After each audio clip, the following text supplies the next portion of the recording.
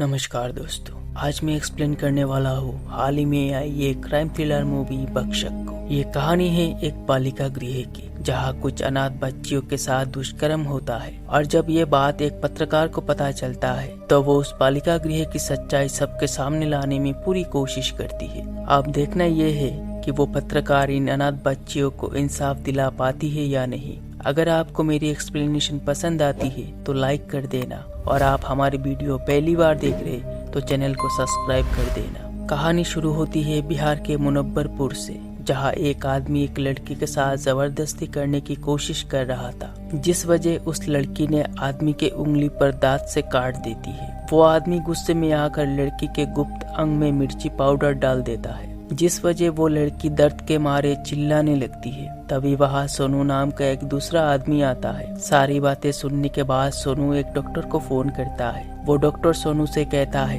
कि अभी के लिए बर्फ पानी का इस्तेमाल करो। रात के 3 बज रहे थे। सोनू कहाँ से बर्फ पानी का इंतजाम करेगा, इसलिए सोनू और वो दूसरा आदमी मिलकर उस लड़की को जान से मार देते हैं। उसके बाद वो उस लड़की को शमशान ले जाते हैं और वहाँ के डोम से उस लाश को जला देने को कहते हैं। सोनू डोम से कहता है कि ये बंसी साहू का सामान है, ध्यान रहे किसी को इस बारे में पता ना चले। उसके बाद डोम लाश को जला देता है। इस घटना के कुछ महीने बाद पटना के रहने वाली एक न्यूज रिपोर्टर वैशाली को देखते हैं, जिसके पास उसके खबरी गुप्ता जी का कॉल आता है और वो वैशाली को मिलने बुलाते हैं। गुप्ता जी वैशाली को सोशल ऑडिट रिपोर्ट का एक फाइल देते हैं। वैशाली के पूछने पर गुप्ता जी कहते हैं कि स्टेट के चाइल्ड शेल्टर होम में पिछले साल सर्वे हुआ था, जिनमें मुनव्वरपुर के एक चाइल्ड शेल्टर में लड़कियों के साथ शारीरिक दुर्व्यवहार की खबर है। इस रिपोर्ट को आए हुए 2 महीने हो चुके हैं, पर फिर भी पुलिस इस पर कोई कार्रवाई नहीं कर रही। वैशाली इस न्यूज को लेने से हिचकिचा रही थी, क्योंकि पिछले बार गुप्ता जी ने सरकार के खिलाफ एक न्यूज दी थी,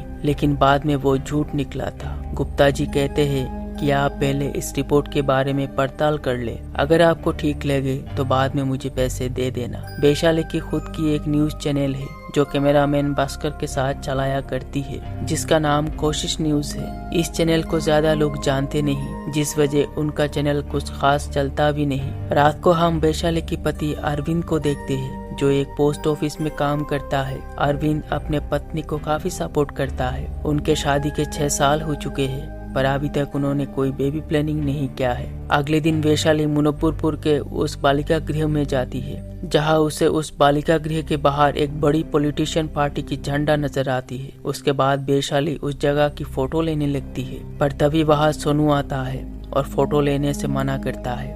वो कहता है कि ये एक प्राइवेट लैंड है, यहाँ बिना काम के किसी का आना माना है। ये कहकर वो उन्हें वहाँ से चले जाने को कहता है। उसके बाद वैशाली अपनी दीदी के घर आती है, जहाँ उसके जीजा उसे फैमिली बड़ा करने के लिए कहते हैं। तो वैशाली कहती है कि इसके लिए और 1-2 साल लगेंगे, पहले सेटल तो हो जाने दे। फिर वैशाली भास्कर के साथ चाइल्ड वेलफेयर ऑफिस आती है और मिथिलेश नाम की एक एम्प्लॉय को वो रिपोर्ट दिखाती है, जिसे देखकर मिथिलेश कहता है कि इस तरह की जानकारी उनके पास नहीं है। वैशाली उसे काफी रिक्वेस्ट करती है, पर फिर भी कुछ नहीं होता, क्योंकि वो आदमी उन लोगों से मिला हुआ था।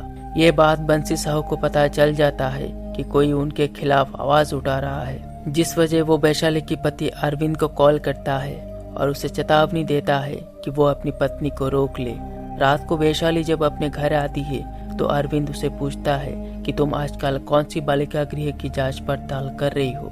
पहले तो वैशाली कुछ समझ नहीं पाती, फिर अरविंद उसे समझाता है कि उसके पास किसी बंसी साहू का फोन आया था, और जब अरविंद ने वैशाली के जीजा से उस आदमी के बारे में पूछा तो उन्हें बताया कि वो बहुत ही खतरनाक आदमी है। अरविंद अपने पत्नी को समझाता है कि हम साधारण से आदमी हैं, किसी से दुश्मनी नहीं ले सकते। अगले दिन वैशाली को गुप्ता जी से पता चलता है कि बंसी साहू भी एक पत्रकार है, जो एक साथ 3 न्यूज चलाया करता है और वो उस बालिका गृह का मालिक भी है। सारी बातें सुनने के बाद वैशाली समझ जाती है कि बंसी साहू की पहुंच बहुत दूर तक है। रात को वैशाली जब अपने घर के छत पर टहल रही थी, तभी उसे एक गाड़ी नजर आती है, जिस पर एक झंडा लगा होता है, और ये वही झंडा होता है जो उस बालिका गृह के बाहर लगा हुआ था। ये देख वो थोड़ा घबरा जाती है। अगले दिन वैशाली एक दूसरे चाइल्ड शेल्टर जाती है, जहाँ से उसे पता चलता है कि जब किसी अनाथ बच्ची की उम्र 18 हो जाती है तो वो उसे एक दूसरे शेल्टर भेज देते हैं। इसी तरह अनाथ बच्चे का एक शेल्टर से दूसरे शेल्टर आना जाना लगा रहता है, पर मुनव्वरपुर की लड़कियों को कहाँ और किस शेल्टर में भेजा जाता है इस बारे में किसी के पास कोई जानकारी नहीं है। अब वैशाली बंसी साहू से मिलना चाहती है, इसलिए वो मुनव्वरपुर की शेल्टर के बारे में अपने चैनल पर ब्रॉडकास्ट कर देती है। बंसी साहू इस न्यूज को देखता है और अगले दिन वो वैशाली को अपने घर पर बुलाता है। साथ ही वो वैशाली को चेतावनी देता है कि वो भी एक पत्रकार है, अगर उसने कुछ उल्टा सीधा उसके खिलाफ छाप दिया तो वैशाली के हिल मुंह दिखाने लायक नहीं रहेगी। रात को वैशाली जब अपने घर लौट रही थी तभी वो देखती है कि एक कार उसका पीछा कर रही है। ये देख वो डर जाती है और किसी तरह खुद को बचाते हुए घर पहुंच जाती है। घर में लेट आने के कारण अरविंद उस पर चिल्लाने लगता है, जिस पर दोनों में काफी बड़ा झगड़ा हो जाता है, क्योंकि अरविंद नहीं चाहता कि वैशाली किसी खतरे में पड़े।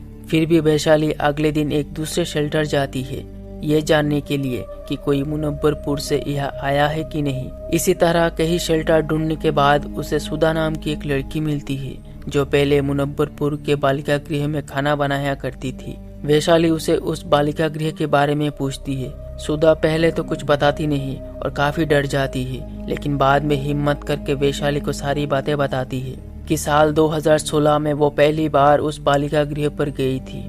उसकी पापा बंसी साहू से बात करके उसे वहाँ नौकरी दिलाए थे। पहली बार वो सोनू से मिला, जो उस बालिका गृह की देखभाल करता है।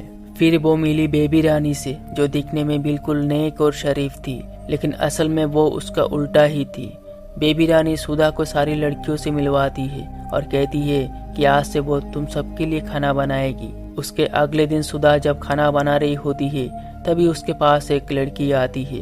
वो सुधा से कहती है कि जितना जल्दी हो सके तुम यहाँ से भाग जाओ, ये लोग ठीक नहीं है। इसी बीच बेबी रानी आ जाती है और उस लड़की को बातें करते हुए देख लेती है, जिस वजह बेबी रानी उस लड़की को पीट कर वहाँ से भगा देती है। रात में सुधा जब सो रही होती है तभी उसे बाहर सोनू की आवाज सुनाई देती है। बाहर आकर देखने पर उसे पता चलता है कि सोनू कोई लड़की की लाश लेकर बाहर जा रहा है। ये देख वो थोड़ा घबरा जाती है और ये बात बेबी रानी को बताने जाती है, पर बेबी रानी तो कुछ और ही कर रही थी। फिर सुधा को एक दूसरे कमरे से गाने की आवाज सुनाई देती है और जब वो जाकर चेक करती है तो देखती है कि मिथिलेश नशे में धुत है और एक लड़की बिस्तर पर सोई हुई है। ये देख वो समझ जाती है कि यहाँ पर कुछ तो गलत हो रहा है। फिर सुधा को वही लड़की मिलती है जो सुधा को दोबारा से समझाती है कि वो यहाँ से भाग जाए।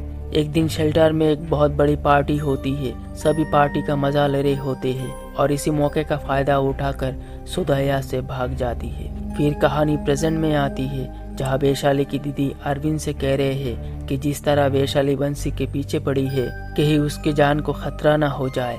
इसी बीच वैशाली भी वहाँ पहुँच जाती है और कहती है कि वो तब तक चुप नहीं बैठेगी जब तक बंसी साहू फांसी पर चढ़ न जाए। ये सुन उसके जीजा उसे कहते हैं कि हर चीज की एक सिस्टम होती है, तुम जाके पहले केस करो, खुद पुलिस बन के क्यों घूम रही हो। फिर वैशाली कहती है कि बात तो आपने सही की, आप एक काम क्यों नहीं करते, आप तो वकील है, चलिए मिलके बंसी साहू के खिलाफ लड़ते हैं। ये सुन जीजा का मुंह बंद हो जाता है। उसके बाद बंसी साहू को देखते हैं, जिसके पास सोनू कुछ कागजात लेके आता है कि किसी ने सरकार के खिलाफ PIL कर दिया है, यानी सरकार हमारे शेल्टर की जांच क्यों नहीं कर रही। PIL यानी पब्लिक इंटरेस्ट लिटिगेशन। ये देख बंसी साहू को समझ नहीं आता कि ये काम आखिर किसका हो सकता है। फिर उन्हें लगता है कि वैशाली की जीजा का काम होगा, जिस वजह बंसी साहू के लोग उन्हें खूब मारते हैं। अगले दिन जब वैशाली अपने जीजा को अस्पताल देखने जाती है तो उसे पता चलता है कि उन्होंने कोई PIL नहीं की, बल्कि कोई अनजान आदमी ने की है। वैशाली पुलिस के पास जाती है FIR दर्ज करवाने, लेकिन पुलिस FIR दर्ज नहीं करती। वैशाली ये सोचकर काफी रोती है कि उसकी वजह से आज उसके जीजा का ये हाल हुआ है। तभी अरविंद उसके पास आता है और कहता है कि हम पुरुष प्रधान समाज में रहते हैं, पत्नी कुछ अच्छा कर रही है और उसका साथ ना दे, ये हो नहीं सकता। ये कहकर वो वैशाली से माफी मांगता है। उसके बाद वैशाली अस्पताल के बाहर एक वीडियो रिकॉर्ड करती है, जिसमें वो बताती है कि हमारा साथ देने मुनव्वरपुर के एक वकील ने पटना हाई कोर्ट में एक PIL दर्ज किए थे, लेकिन सोनू नाम का एक आदमी ने उन पर जानलेवा हमला किया है। पुलिस FIR लिखने में हिचकिचा रही है, हो सकता है उन पर प्रेशर हो। पर हम पर नहीं। आज से हमारे इस चैनल पर चाइल्ड शेल्टर से जुड़ी एक स्पेशल न्यूज दिखाई जाएगी जिसका नाम होगा बख्शक। इसके अगले दिन वैशाली को पता चलता है कि मुनव्वरपुर के इतिहास में पहली बार कोई लेडी एसपी आई हुई, इसलिए वैशाली देर ना करती हुई उस एसपी से मिलने जाती है और उस रिपोर्ट को दिखाती है। सारी बातें सुनने के बाद एसपी जसमीत कहती है कि वो अपने सीनियर से बात करेगी। फिर भी जसमीत पुलिस भेजती है सोनू को गिरफ्तार करने के लिए, लेकिन बंसी साहू उन्हें वापस भगा देता है। आगे हमें पता चलता है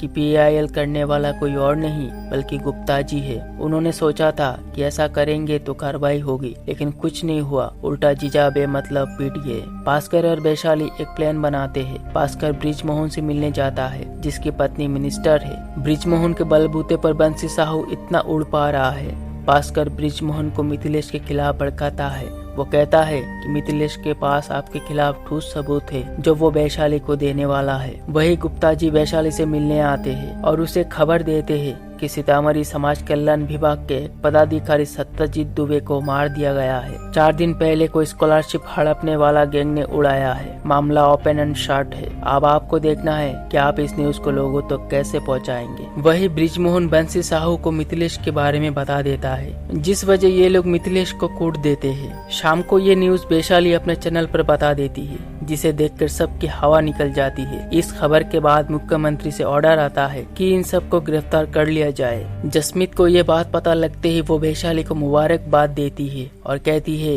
कि FIR हो गई है। FIR राज्य सरकार ने महिला पुलिस स्टेशन में किया है। पॉक्सो का केस है, इसमें मैं कुछ नहीं कर सकती। जो भी करना है महिला पुलिस अधिकारी और चाइल्ड वेलफेयर कमेटी करेगी। कल सारी बच्चियां बाहर निकलेगी, फिर उनका मेडिकल टेस्ट होगा। अगर कुछ प्रूव होता है तो ही कार्रवाई शुरू होगी। सारी बातें सुनने के बाद वैशाली कहती है कि वह मिथिलेश होगा जो खुद उन लड़कियों के साथ गलत काम करता है। जसमीत उसे समझाती है कि कोर्ट को एविडेंस की जरूरत है। आप वैशाली के पास एक सुधा बची थी जो उनके खिलाफ गवाही दे सकती है, पर सुधा कहती है कि ये लोग अच्छे नहीं है, मुझे उस बालिका गृह से कोई मतलब नहीं। वैशाली कहती है कि अगर उन बच्चियों ने तुम्हें वहाँ से नहीं भगाया होता तो आज तुम्हारा हाल भी उनकी तरह होता। और तुम कहती हो कि कोई मतलब नहीं। सुधा के दिल में उन बच्चियों के लिए दया आती है और वो कैमरे के सामने सब कुछ बता देती है कि वहाँ क्या क्या होता है। साथ ही जो भी इस कुकर्म में शामिल है उन सब का नाम बता देती है। अब पुलिस के पास ठोस सबूत है, इसलिए जसमीत उस जगह पहुँचती है